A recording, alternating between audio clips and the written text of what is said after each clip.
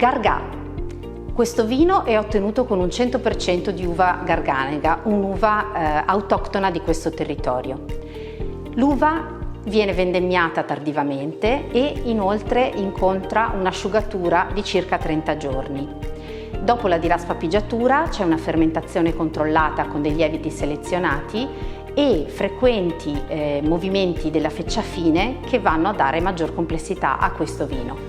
Una parte del vino viene affinata in barrique usata per circa 8 mesi.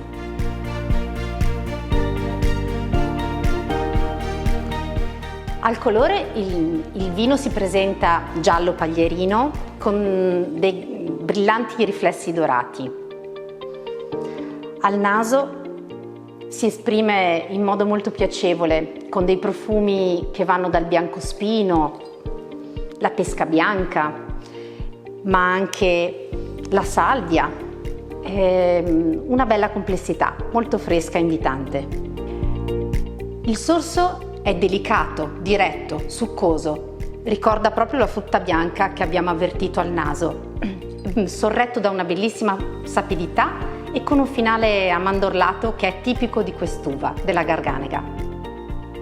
La semplicità e la gradevolezza di questo vino lo rendono adatto ad accompagnare degli antipasti, ma anche dei formaggi freschi oppure del pesce pescato.